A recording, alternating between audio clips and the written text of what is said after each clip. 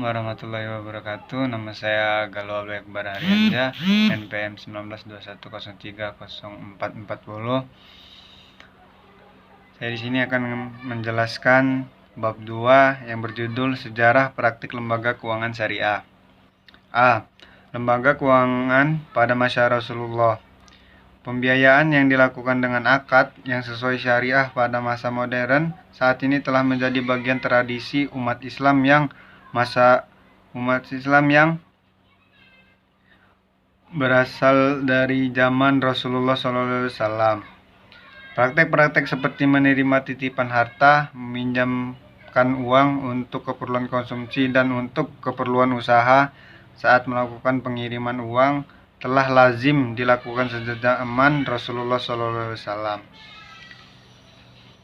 Sejak masa Rasulullah SAW juga terdapat lembaga keuangan dan juga lembaga yang mengurusi kepentingan masyarakat, yaitu Baitul Ma'al dan Wilayatul Hisbah.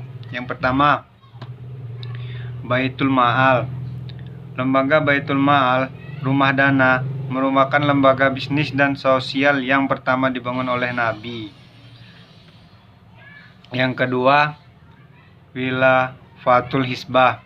Wilayatul Hisbah merupakan lembaga pengontrol pemerintahan. Yang ketiga, pembangunan etika bisnis. Untuk kita ketahui bahwa Rasul tidak saja meletakkan dasar tradisi penciptaan suatu lembaga, tetapi juga membangun sumber daya manusia dan akhlak lembaga sebagai pendukung dan persyaratan dari lembaga itu sendiri. B. Lembaga keuangan pada masa Khulafaur Rasyidin. Ketika Rasulullah telah wafat, tradisi yang harus dibangun oleh Nabi diteruskan para pemimpinnya setelahnya. Oleh Abu Bakar, kebiasaan memungut zakat sebagai bagian dari ajaran Islam dan menjadi melawan orang-orang yang membangkang atas perintah zakat. C. Lembaga keuangan pada masa dinasti. Ketika Ali bin Abi Thalib wafat dan diganti oleh Muawiyah, lalu diteruskan oleh anaknya Yazid, maka lembaga syuro dalam politik pemerintahan Islam telah bergeser menjadi dinasti kerajaan. Yang D. Lembaga keuangan syariah modern. Bagaimanapun penjajahan di negara-negara Islam telah berhasil mengubah sistem pemerintahan, politik, dan ekonomi. Meskipun sudah banyak negara yang berhasil merdeka, namun sisa-sisa penjajahan masih sangat terlihat dalam sistem ekonomi dan sosial.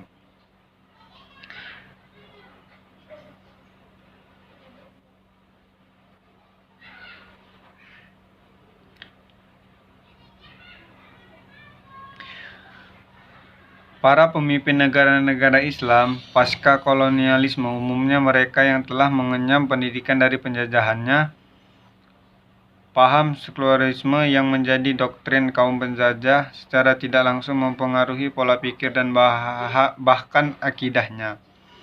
Warisan ekonomi sebagai akibat penjajahan membawa masalah baru yang akan terus terjadi seperti pengangguran, inflasi, terpisahnya agama dan ekonomi serta politik. Dalam bidang keuangan misalnya ditemukan terminologi baru.